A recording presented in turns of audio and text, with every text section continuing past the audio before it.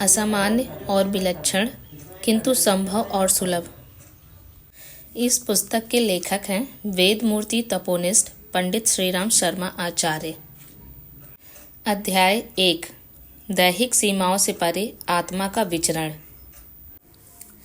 आदि शंकराचार्य ने एक शास्त्रार्थ में प्रयोजन में कामशास्त्र का अनुभव प्राप्त करने के लिए अपने शरीर में से आत्मा को निकालकर मृत सुंधवा के शरीर में प्रवेश किया था। परकाया प्रवेश की इस प्रक्रिया का उद्देश्य पूरा होने पर वे पुनः अपने शरीर में वापस लौट आए थे। रामकृष्ण परमहंस ने अपनी आत्मा का विवेकानंद में प्रवेश करा दिया था। परमहंस जी के स्वर्गवास के अवसर पर विवेकानंद को भान हुआ कि कोई दिव्य प्रकाश उनके शरीर में घुस पड़ा और उनकी नस नस में नई शक्ति भर गई। शंकराचार्य हो सकने के उदाहरण से मृत शरीर पर किसी अन्य जीवात्मा का आधिपत्य हो सकने की बात प्रकाश में आती है और परमहंस जी के परकाया प्रवेश से जीवित मनुष्य के किसी समर्थ व्यक्तित्व के प्रवेश कर जाने का तथ्य सामने आता है। परकाया प्रवेश की अध्यात्म सिद्धियों के संदर्भ में चर्चा होती रही है। यह आंशिक और समान रूप से पारस्परिक विनियोग की तरह संभव है। शक्तिपात दीक्षा में गुरु अपना एक अंश शिष्य के व्यक्तित्व में हस्तांतरित करता है।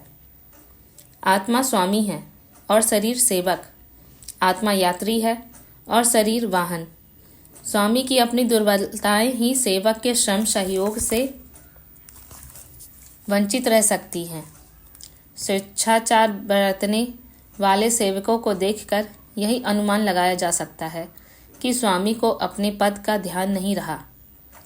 वाहन रहते हुए भी यदि सवार को पैदल चलना पड़े तो समझना चाहिए कि उसे अपने साधन के उपभोग की समुचित जानकारी नहीं है। अपने शरीर पर तो आत्मा का आधिपत्य होता ही है। यदि उनकी सामर्थ्य सबल है तो वह दूसरों के शरीर का भी अपने लिए उपयोग कर सकता है। ऐसा जीवित अवस्था में भी हो सकता है और प्रेतात्माएं भी वैसा कर सकती हैं।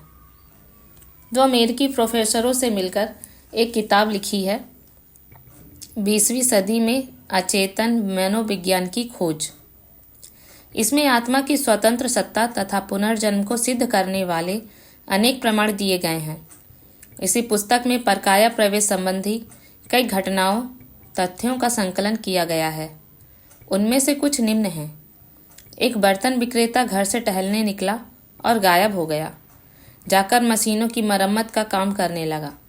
2 वर्ष बाद सहसा घर की सुधि आई, जैसे गहरी नींद टूटी हो।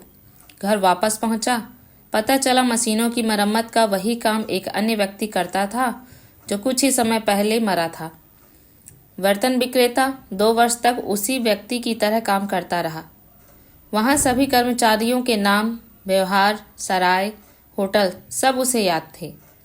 घर लौटकर धीरे धीरे आते वह सब भूल गया और पूर्ववत अपना पुराना कसेरे का धंधा करने लगा। डॉक्टर आसवन ने इस घटना को विस्तार से प्रकाशित किया। अनुमान यह किया गया कि मशीनों की मरम्मत करने वाले व्यक्ति की आत्मा ने कसेरे की आत्मा को 2 वर्ष तक अपने कब्जे में रखा। जब वह आत्मा कब्जा छोड़कर चली गई तो पुरानी आत्मा अपनी स्वतंत्र सत्ता का पुनः परिचय दे सकी। इस बीच वह दबी रही। कभी कभी ऐसे घटनाक्रम भी प्रकाश में आते हैं कि किसी मृतात्मा ने किसी दूसरे जीवित मनुष्य के शरीर पर आधिपत्य जमा लिया और उसका उपयोग मन मर्जी से करती रही। भूत प्रेतों के आवेश की चर्चा झाड़ फूक के क्षेत्र में आए दिन होती रहती है। उनमें अधिकतर तो मानसिक दुर्बलता, मूढ़ मान्यता, अर्ध उन्मुक्त की मनः स्थिति, झूठ मूठ का नाटक एवं संबंध व्यक्तियों द्वारा छोड़ी गई छाप ही प्रमुख कारण होती हैं। फिर भी ऐसे तथ्यों की कमी नहीं जिनमें मृतात्माओं के अन्य शरीर पर अधिकार जमा लेने की बात सिद्ध होती है। इस प्रकार के अधिकार प्रायः अस्थायी होते हैं। आत्माएं अपना उद्देश्य पूरा करके उस आधिपत्य को अनायास ही छोड़कर चली जाती हैं अथवा उदासीन हो जाती हैं। किन्हीं विशिष्ट आत्माओं ने दूसरों के शरीर में प्रवेश करके उनसे विशिष्ट काम कराए। ऐसी घटनाएं संसार के अनेक भागों में घटित होती रही हैं। विश्वविख्यात कलाकार गोया की आत्मा ने अमेरिका की एक विधवा हैनरोड के शरीर में प्रवेश करके उनके द्वारा ग्वालन नामक एक अद्भुत कलाकृति का सृजन कराया था। यह समाचार उन दिनों अमेरिका में अनेक पत्रों में प्रकाशित हुआ था। रोड्स नगर के एक नागरिक एसेलवर्न बैंक से 10,000 का चेक भुनाकर निकले और सहसा गायब हो गए। घर वाले ढूंढ ढूंढ कर थक गए। एसेलवर्न सैकड़ों मील दूर एक नगर में जाकर वहां चीनी का उपयोग करने लगा। नाम बताता अपना एसी ब्राउन। उसने पहले यह व्यापार कभी भी नहीं किया था। अब एक निष्णात व्यापारी की तरह काम कर रहा था। 2 माह बाद जैसे स्वप्न टूटा, वह चौंका। यह चीनी का व्यापार मैंने तो कभी नहीं किया और मेरा घर भी यहाँ नहीं है। वह भागा और पुराने घर जा पहुँचा। इस घटना का भी निष्कर्ष यही निकला कि किसी मृत व्यापारी की आत्मा ने उसे वशवर्ती कर लिया था। 1894 में डॉक्टर डामा के पास एक सुशिक्षित बेहोश रोगी आया। वह चंगा हो गया, पर शिशुवत आचरण व चिंतन करने लगा। पढ़ना लिखना भूल चुका था। कई महीनों तक यही दशा रही। फिर उसे जैसे कुछ याद आया और वह पुनः प्रौढ़ व्यक्तित्व का स्वामी बन गया। बोस्टन के डॉक्टर नॉर्टन प्रिंस के पास आई एक महिला की भी कुछ यही स्थिति थी। वह प्रतिदिन कुछ घंटे तक एक अन्य ही व्यक्तित्व बन जाती। व्यवहार, क्रियाकलाप, उच्चारण सब भिन्न। वह एक स्वस्थ पुरुष जैसा आचरण करती। अपना नाम भी किसी पुरुष का नाम बताती। फिर अपने महिला व्यक्तित्व में वापस लौट आती। पर काया प्रवेश। एक ही तारीख, एक ही दिन, धरती के ठीक विपरीत 2 भागों में एक ही नाम के 2 व्यक्ति बीमार पड़े। अचेतावस्था में एक का प्राण दूसरे के शरीर में, दूसरे का प्राण पहले के शरीर में परिवर्तित हो जाएं तो उसे मात्र संयोग ही नहीं वरन आत्मा का अद्भुत तत्व दर्शन और किसी सर्वोपरि बुद्धिमान सत्ता की अनोखी लीला ही कहेंगे। प्रस्तुत घटना उसका जीता जागता उदाहरण है। यह घटना सर्वप्रथम सेंट पीटर्सबर्ग की वीकली मेडिकल जर्नल में छपी। उसी के आधार पर उसे थियोसॉफिकल इंक्वायरीज ने छापा। 22 सितंबर सन 1874 की बात है। रूस के यूराल पर्वत स्थित नगर ओरनबर्ग का एक धन कुबेर यहूदी बीमार पड़ा। डॉक्टरों ने उसे सन्निपात होना बताया। उसकी नाड़ी लगभग टूट गई, शरीर ठंडा पड़ गया, बत्तियां जला दी गईं, अंतिम प्रार्थना की जाने लगी। तभी मरणासन यहूदी इब्राहिम चारको के शरीर में फिर से चेतना लौटती दिखाई दी। श्वास गति धीरे धीरे तीव्र हो उठी। आंखें खुल गईं। उसने अपने चारों ओर दृष्टि दौड़ाई। लगा अब बिल्कुल ठीक हो गया। कुछ गड़बड़ दिख रही थी, इतनी ही कि वह कुछ विस्मित आश्चर्यचकित सा दिख रहा था, मानो इस स्थान के लिए वह निरा अनजान हो। होश में आने के बाद इब्राहिम चारको ने जो शब्द कहे उन्हें सुनकर घर वाले थोड़ा चौंके, क्योंकि वह भाषा घर में कोई नहीं समझ पाता।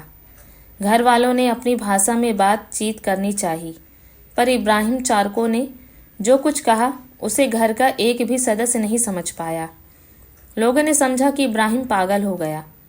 वह इसी तरह दिन भर बड़बड़ाता, शीशे में चेहरा देखता और घर से भागने की चेष्टा करता रहा।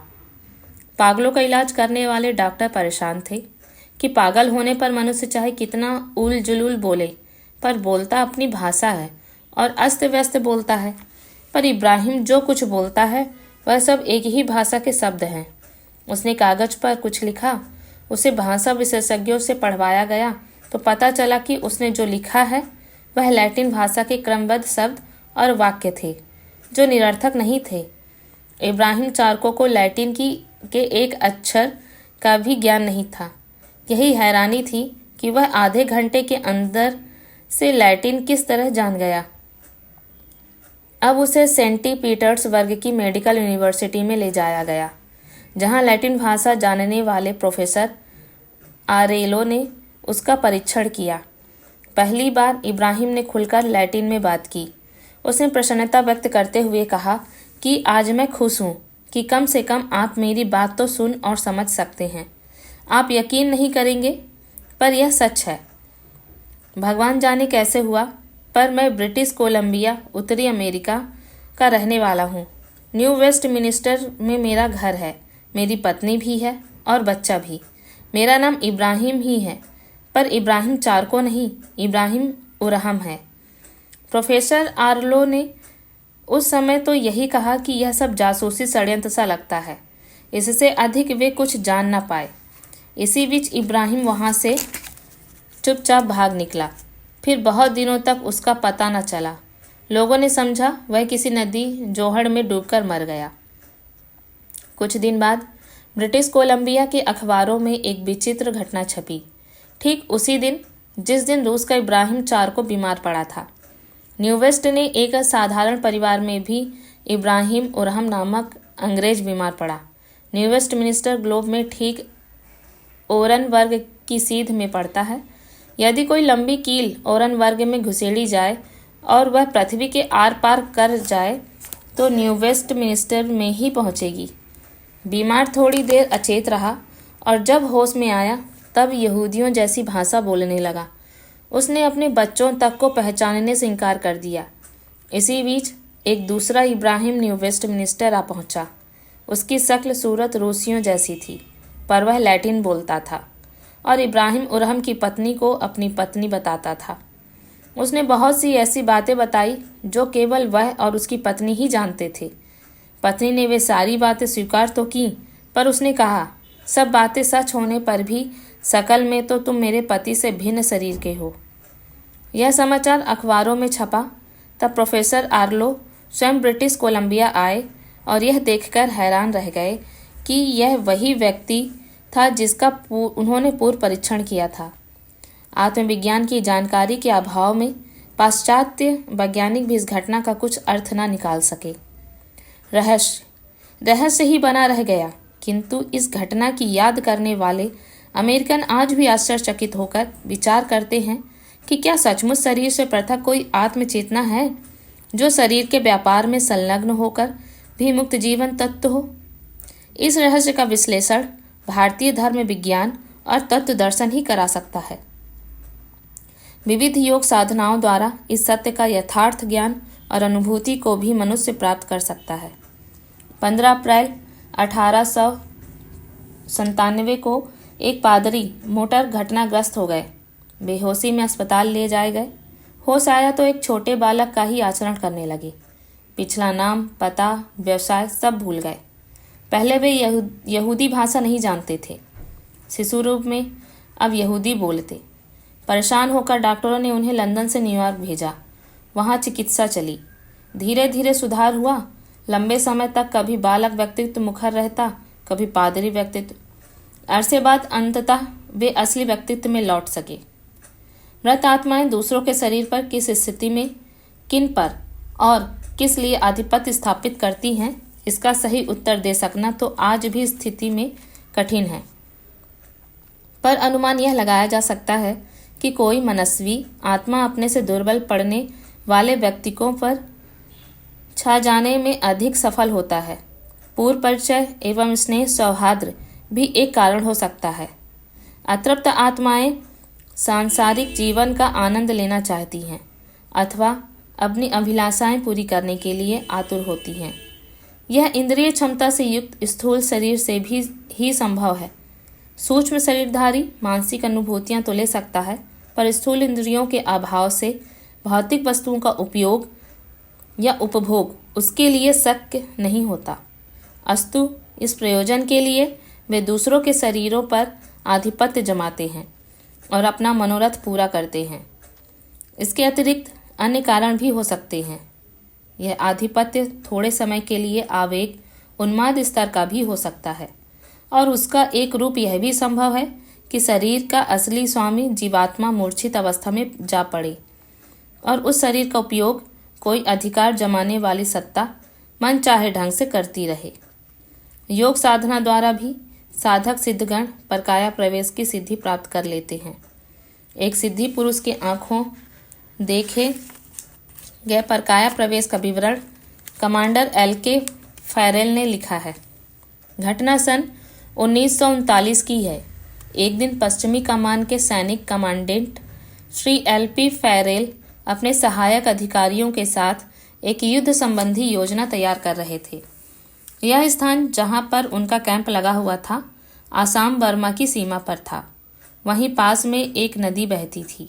नदी के पास ही यह मंत्रणा चल रही थी। एकाएक कुछ अधिकारियों का ध्यान नदी की ओर चला गया।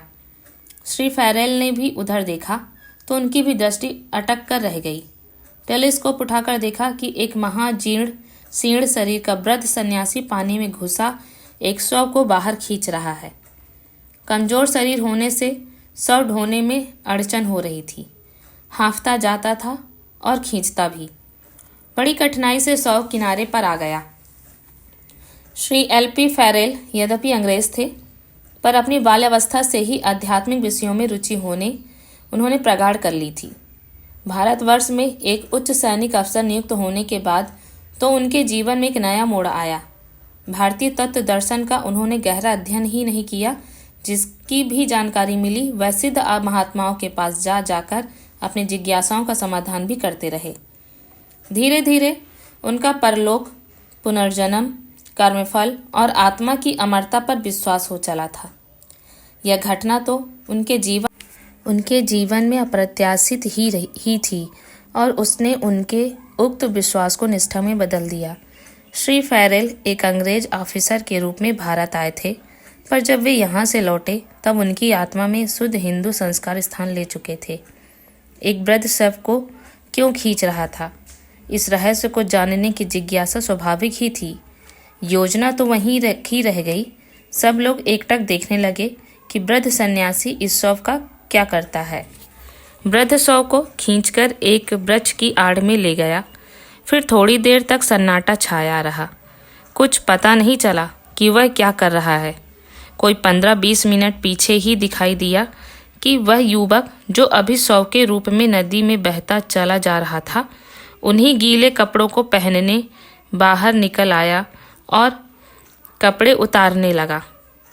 संभवतः वह उन्हें सुखाना चाहता होगा। मृत व्यक्ति का एकाएक जीवित हो जाना एक महान आश्चर्यजनक घटना थी और एक बड़ा भारी रहस्य भी, जो श्री फैरेल के मन में कौतूहल भी उत्पन्न कर रहा था और आशंका भी। उन्होंने कुछ सैनिकों को आदेश दिया। सशस्त्र सिपाहियों ने जाकर युवक को घेर लिया और बंदी बनाकर श्री फैरेल के पास ले आए। युवक के वहां से आते ही श्री फैरेल ने प्रश्न किया, वह वृद्ध कहाँ है? इस पर युवक हंसा, जैसे इस गिरफ्तारी आदि का उसके मन पर कोई प्रभाव न पड़ा हो, और फिर बोला, वह वृद्ध मैं ही हूँ। लेकिन अभी कुछ देर पहले तो तुम शव थे, पानी में बह रहे थे। एक बुढ़ा तुम्हें पानी में से खींचकर किनारे पर ले आया था, फिर तुम प्रकट हो गए। यह रहस्य क्या है? यदि तुम ही वह वृद्ध हो तो उस वृद्ध का शरीर कहाँ है? आश्चर्यचकित फैरेल ने एक साथ ही इतने प्रश्न पूछ डाले जिनका यकायक उत्तर देना असंभव सा था। युवक ने संतोष के साथ बताया, हम योगी हैं। हमारा स्थूल शरीर वृद्ध हो गया था, काम नहीं देता था। अभी इस पृथ्वी पर रहने की हमारी आकांक्षा तृप्त नहीं हुई थी। किसी को मारकर बलात् शरीर में प्रवेश करना तो पाप होता, इसलिए बहुत दिन से इस प्रतीक्षा में था कि कोई अच्छा शव मिले तो उसमें अपना यह पुराना चोला बदल ले। सौभाग्य से वह इच्छा आज पूरी हुई। मैं ही वह वृद्ध हूँ। यह शरीर उस युवक का था, अब मेरा है। इस पर फैरेल ने प्रश्न किया, तब फिर तुम्हारा पहला शरीर कहाँ है? संकेत से उस युवक शरीर में प्रवेशधारी सन्यासी ने बताया, अब वह उस पेड़ के पीछे मृत अवस्था में पड़ा है। अपना प्राण शरीर खींचकर उसे इस शरीर में धारण कर लेने के बाद उसकी कोई उपयोगिता नहीं रही। थोड़ी देर में उसका अग्नि संस्कार कर देते, पर अभी तो इस शरीर के कपड़े भी नहीं सुखा पाए थे कि आपके इन सैनिकों ने हमें बंदी बना लिया। श्री फैरेल ने इसके बाद उस सन्यासी से बहुत सारी बातें हिंदू दर्शन के बारे में पूछी और बहुत प्रभावित हुए। वह यह भी जानना चाहते थे कि स्थूल शरीर के अणु अणु में व्याप्त प्रकाश शरीर के अणुओं को किस प्रकार समेटा जा सकता है, किस प्रकार शरीर से बाहर निकाला और दूसरे शरीर में अथवा मुक्त आकाश में रखा जा सकता है। पर वह सब कष्ट साध्य योग साधनाओं से पूरी होने वाली योजनाएं थीं। उनके लिए श्री फैरेल के पास ना तो पर्याप्त साहस ही था और ना ही समय, पर उन्होंने यह अवश्य स्वीकार कर लिया कि सूक्ष्म अंतः चेतना से संबंधित भारतीय तत्व दर्शन कोई गप या कल्पना मात्र नहीं, वह वैज्ञानिक तथ्य है जिनकी ओर आज यूरोपीय वैज्ञानिक बढ़ रहे हैं। कोश शैल स्थित नाभिक न्यूक्लियस में, जिसमें जीवित चेतना के सूक्ष्मतम संस्कार माला के मनकों की तरह पिरोए हैं, स्वतंत्र कोष में शरीर निर्माण की क्षमता है। अमीबा के अध्ययन से यह स्पष्ट प्रकट हो गया है, पर वैज्ञानिक अभी यह स्वीकार नहीं करते कि न्यूक्लियस स्वतंत्र अवस्था में भी रह सकता है। उस सिद्धांत की पुष्टि भारतीय दर्शन का यह परकाया प्रवेश सिद्धांत करेगा। भूत प्रेत की कल्पना को भले ही लोग एकाएक स्वीकार न करें, पर श्री फैरेल के उक्त संस्मरण को धोखा नहीं कहा जा सकता। वे एक जिम्मेदार व्यक्ति थे और यह घटना उन्होंने स्वयं ही 17 मई 1959 के साप्ताहिक हिंदुस्तान में उद्धृत की थी। हार्वर्ड विश्वविद्यालय अमेरिका के डॉक्टर आसवन ने अपनी मनोवैज्ञानिक खोजों में कई सच्ची घटनाओं का उल्लेख दिया है, जो किसी व्यक्ति में किसी अन्य आत्मा का प्रवेश हो जाना संभव बताती हैं। उन्होंने एक कारीगर का उदाहरण प्रस्तुत किया है। एक दिन अनायास ही वह अपने औजार फेंककर चिल्लाया कि मैं यहाँ कैसे आ गया और यह बेकार काम कैसे करने लगा। सही यह है कि 2 वर्षों से उसने अपना असली घर छोड़ दिया था। किसी आत्मा के प्रभाव में आकर ही उसने घर छोड़ा और वह काम करने लगा जिसका उसे अभ्यास नहीं था। जब तक वह उस आत्मा के प्रभाव में रहा, तब तक वह अपना नाम व असली घर भूला हुआ था। सम्मोहन और परकाया प्रवेश। सम्मोहन विद्या एक प्रकार से परकाया प्रवेश का ही दूसरा रूप है। प्रायोक्ता अपने प्रचंड मनोबल का प्रहार करता है और जिस पर प्रयोग किया गया है उसके बाह्य मस्तिष्क की चेतना को पीछे अंतर्मन में धकेल देता है। यह अर्धमूर्छित स्थिति हुई।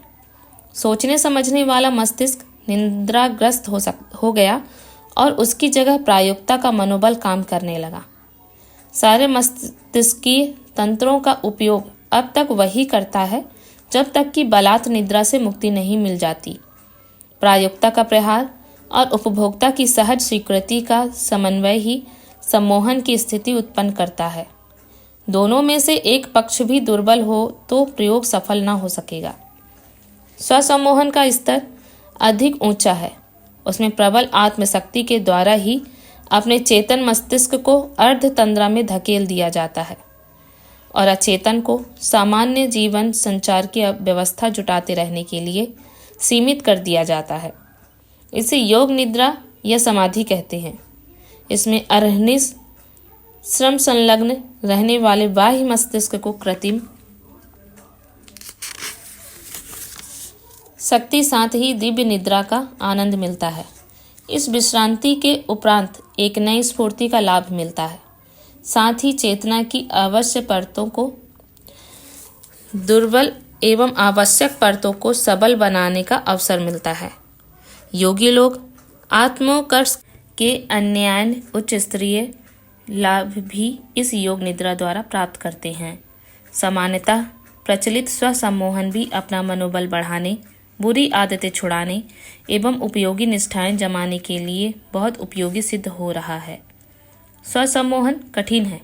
आत्मबल को प्रखर बनाने के उपरांत ही उसमें इतनी क्षमता उत्पन्न होती है कि जागृत मस्तिष्क को शिथिल बना सके और उस स्थिति का लाभ लेकर अनावयक को हटाने एवं आवश्यक को जमाने का कार्य पूरा कर सके। आमतौर से जागृत मस्तिष्क ही सबल होता है और वह अपनी सर्वोपरि सत्ता को चुनौती दिया जाना स्वीकार नहीं करता।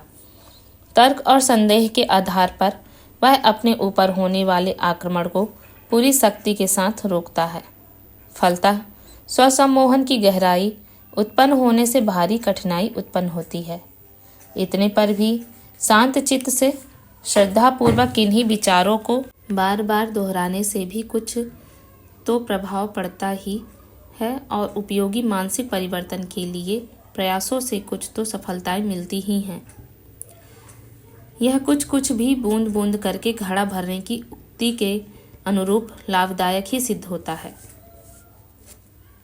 कॉन्शस ऑटो सजेशन ग्रंथ में फ्रांस के मनोविज्ञान विशारद प्रोफेसर इमाइल क्रू ने अनेक उदाहरण प्रस्तुत करते हुए बताया है कि किस प्रकार इच्छा शक्ति का प्रयोग करके अपने आप में तथा दूसरों में असाधारण परिवर्तन किया जा सकता है। ये प्रयोग शारीरिक और मानसिक रुग्णता को दूर करने में भी बहुत प्रभावशाली सिद्ध हुए हैं। स्वसम्मोहन आत्म साधना है। सम्मोहन वैज्ञानिक प्रयोग मानसिक चिकित्सा जैसे महत्वपूर्ण कार्य एक व्यक्ति द्वारा दूसरे को अर्ध मूर्छित करने की प्रक्रिया द्वारा ही संपन्न होता है। इस प्रकार उत्पन्न हुई योग निद्रा इतनी गहरी होती है कि उसमें छोटे बड़े ऑपरेशन भी आसानी से हो सकते हैं। पाश्चात्य देशों में यह विज्ञान अब बहुत आगे तक बढ़ गया है और दंत चिकित्सक तो आमतौर से इस प्रक्रिया का उपयोग करके बिना शून्य किए ही दांत उखाड़ते रहते हैं और रोगी को किसी प्रकार का कष्ट नहीं होता। हिप्नोटिज्म का हिंदी अनुवाद सम्मोहन है। उसे सामान्यतः एक विशेष प्रकार की सुझाई हुई नींद को नर्वस निद्रा कहा जा सकता है। साधारण नींद में मनुष्य सुधि बुद्धि खोकर अचेत हो जाता है, पर सम्मोहन निद्रा में मनुष्य का आधा सचेतन मस्तिष्क भर सोता है। उसके स्थान पर अचेतन अधिक सक्षम हो जाता है और आदेशकर्ता के निर्देशों के प्रति पूर्ण सजगता का परिचय देता है। इसे चेतना की सामान्य स्थिति का असामान्य प्रत्यावर्तन कहा जा सकता है। सक्रिय मस्तिष्क की सुषुप्ति और निष्क्रिय की जागृति इसे कहा जाए तो भी बात नहीं बनती, क्योंकि सक्रिय की निंदा वाली बात तो सही है, पर जिसे निष्क्रिय कहा जा रहा है वह अपने क्षेत्र में सक्रिय से भी अधिक सक्रिय रहता है और व्यक्तित्व के निर्माण में ज्ञानवान चेतना से भी कहीं अधिक बढ़ी चढ़ी भूमिका का निर्वाह करता है। डॉक्टर बार्बर की तरह अन्य लोगों को भी यह संदेह था कि सम्मोहन प्रदर्शनों में कोई पट्ट शिष्य बाजीगर को सफल सिद्ध करने के लिए जानबूझकर ढोंग बनाता है, किंतु आशंका क्रमशः निर्मूल होती चली गई है। जब तक बाजीगरी के कौतुक प्रदर्शनों का सम्मोहन विद्या का प्रयोग होता था, तब तक उस पर उंगली उठने को काफी गुंजाइश थी, पर अब वैसा कदाचित ही होता है। अब यह विद्या मानसोपचार के क्षेत्र में सम्मिलित हो गई है और प्रायः इसी के लिए उसका उपयोग होता है। मस्तिष्क के तर्क शक्ति, इच्छा शक्ति एवं निष्कर्ष क्षमता के कुछ अपने क्षेत्र हैं। सम्मोहन निद्रा में उसी को निष्क्रिय बना दिया जाता है और सम्मोहित व्यक्ति इस स्थिति में पहुंच जाता है मानो उसकी अपनी निजी विचार बुद्धि का अंत हो गया। विज्ञानी एरिक्सन ने सम्मोहित व्यक्ति की रंग पहचानने की क्षमता बदल देने, पानी को ही शराब बताकर उसमें नशे के लक्षण उत्पन्न कर देने में सफलता पाई है। इसी प्रकार जर्नल ऑफ साइकेट्री में मनःशास्त्री के उलमैन के प्रयोग विवरण लेख में उन सफलताओं का वर्णन है जिनमें शरीर के विभिन्न अवयवों पर विभिन्न परिवर्तन संभव कर दिखाए थे। उदाहरण के लिए एक व्यक्ति का हाथ ठंडे पानी में डलवाया गया और उसे अत्यधिक उष्ण मनवा लेने पर हाथ में छाले उठाना संभव हो गया था। ऐसे ही उन अनेक विवरण रूसी मानसोपचारक प्लेटोनोव ने अपनी पुस्तक the world as a physiological and therapeutic factor में प्रकाशित कराए हैं। रूसी मनःशास्त्री पावलोव के अनुसार सम्मोहन में जादू जैसी कोई बात नहीं है। वह मनोविज्ञान सम्मत सहज प्रक्रिया है जिसमें कुछ मस्तिष्कीय कणों की अंतः क्षमता को कृत्रिम रूप से सुला देने और जगह देने की प्रक्रिया को संकल्प शक्ति के आधार पर संपन्न कर दिया जाता है। सम्मोहन से शरीर की समान स्थिति में भी अंतर आ जाता है। यह अंतर शरीर परीक्षा में सहज ही शरीर को शून्य करने में सम्मोहन प्रयोग बहुत सफल हुए हैं। प्रथम महायुद्ध के दिनों रूसी डॉक्टर पोलेस्की ने 30 घायलों के शरीर बिना क्लोरोफॉर्म के ही शून्य करके दिखाए थे और उनके पीड़ा रहित ऑपरेशन संपन्न किए। ब्रिटिश डॉक्टर एस्टल ने इस प्रयोग के आधार पर लगभग 200 ऑपरेशन संपन्न किए थे। यूरोप के अनेक देशों में दंत चिकित्सक बिना कष्ट दांत उखाड़ने में इस पद्धति का प्रयोग करते हैं। दंत ही में नहीं, प्रसव के लिए भी प्रसूति गृहों में यह प्रक्रिया बहुत उपयोगी सिद्ध हो रही है। अमेरिका की मेडिकल एसोसिएशन ने चिकित्सा विज्ञान की एक प्रामाणिक पद्धति के रूप में सम्मोहन को सन 1958 ईस्वी से ही मान्यता दे रखी है। इसी प्रकार British and American medical association ने भी इस उपयोगी चिकित्सा विधि के रूप में प्रामाणिकता प्रदान की है। सम्मोहन किसी समय जादुई करिश्मा समझा जाता था और उसके समर्थकों तथा विरोधियों के पक्ष में अपनी अपनी बातें इतने जोर शोर से कहते थे कि जनसाधारण के लिए उस संबंध में कोई स्पष्ट अभिमत बन सकना संभव न हो पाता। पर ऐसी बात नहीं है, उसे विज्ञान की एक तथ्यपूर्ण धारा के रूप में स्वीकार कर लिया गया है। अब सम्मोहन को कला नहीं, विज्ञान के रूप में प्रतिपादित किया जाता है। इसे आश्चर्यजनक प्रदर्शनों के रूप में नहीं, मनुष्य के लिए उपयोगी सत परिणाम प्रस्तुत कर सकने वाली विद्या के रूप में प्रस्तुत किया जाता देखा जा सकता है। जैसे हृदय की गति 82 से बढ़कर 146 तक हो जाना, रक्त का दबाव 105 से उठकर 136 तक पहुंचना, तापमान 99 सेंटीग्रेड से 101 तक देखा जाना। इतना होने पर भी रक्त में जिन तत्वों का समावेश है उनके अनुपात में अंतर नहीं आता। लवण, शक्कर आदि की जो मात्रा शरीर में विद्यमान थी उसका परिणाम नहीं बदला जा सका। इसी प्रकार बीमारियों के कारण होने वाले कष्ट की अनुभूति तो उतने समय के लिए रुक सकती है और रोगी अपने को अच्छा अनुभव कर सकता है। इतने पर भी उस बीमारी की जड़ कट जाना संभव नहीं होता। हाँ, सुधार का धीमा सिलसिला चल पड़ सकता है। पूर्व निर्धारित मान्यताओं को बदलने के प्रयोग यदि करने ही हों तो उनमें बहुत समय लगेगा और सफलता बहुत धीरे धीरे मिलेगी। लड़ाइयों में पकड़े गए शत्रु पक्ष के सैनिकों को पहले ही अपेक्षा भिन्न मत का बनाने के लिए सम्मोहन विज्ञान के आधार पर प्रयोग होते रहे हैं। उन्हें ब्रेन वॉशिंग कहा जाता रहा है। इनसे आंशिक सफलता ही मिली है क्योंकि यह उनकी परिपक्व देशभक्ति की मूल धारा को बदल देने के लिए किए गए अति कठिन कार्य थे। इनकी तुलना में किसी अनाचारी व्यक्ति का अनाचार छुड़ा देना सरल पड़ता है क्योंकि उस अनाचार की आदत होते हुए भी अंतःकरण में उसके लिए विरोधी भावना पहले से ही बनी हुई थी।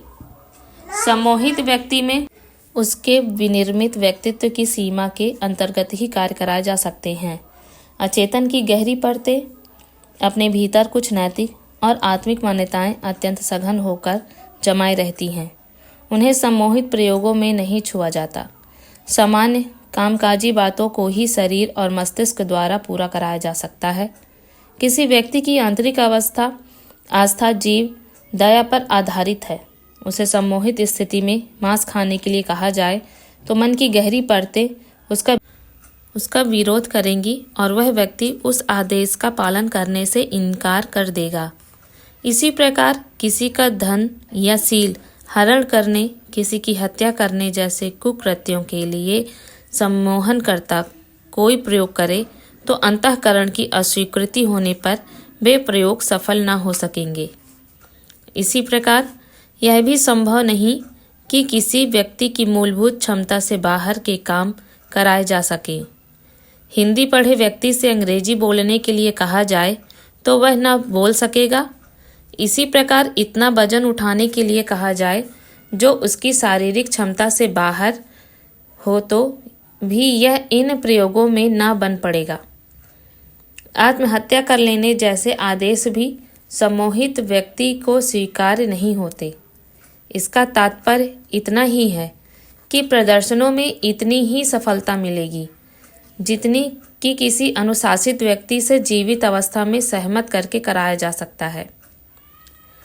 प्रकारांतर से इन्हें कामकाजी सहमति से लादी हुई सफलता भर कह सकते हैं।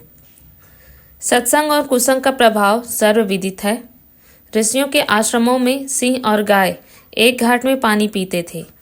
यह उस आत्म चेतना का ही प्रभाव था जो प्रचंड होने के कारण अपने क्षेत्र में एक प्रकार से सम्मोहन का वातावरण उत्पन्न किए रहती थी। नारद जी के थोड़े से संपर्क में ही प्रहलाद, ध्रुव, पार्वती, वाल्मीकि आदि अनेकों को दिशा मिली और जीवन क्रम उलट गए। भगवान बुद्ध के संपर्क में आने वाले अंगुलीमाल, आम्रपाली जैसे अगणित अधम जन उच्च स्तर पर पहुंच गए। गांधी जी के प्रभाव से अगणित व्यक्ति त्याग और बलिदान के क्षेत्र में उतरे और बढ़े चढ़े आदर्श उपस्थित करते रहे। इसे प्राण तत्व की प्रखरता का सुविस्तृत क्षेत्र में फैला हुआ आलोक ही कह सकते हैं। परकाया प्रवेश एवं सम्मोहन विज्ञान के अनुसार भी इस प्रभाव प्रक्रिया की व्याख्या की जा सकती है। परकाया प्रवेश उच्च स्तरीय अध्यात्म विज्ञान की परिधि में आने वाली महत्वपूर्ण विधि व्यवस्था है। इसका उपभोग सुउद्देश्य के लिए सज्जनता संपन्न आत्माओं द्वारा सद्भावना पूर्वक किया जा सके तो उसका दुर्भाव उसी प्रकार श्रेयस्कर होगा जैसा कि चिकित्सा विज्ञान आदि के द्वारा संभव होता है।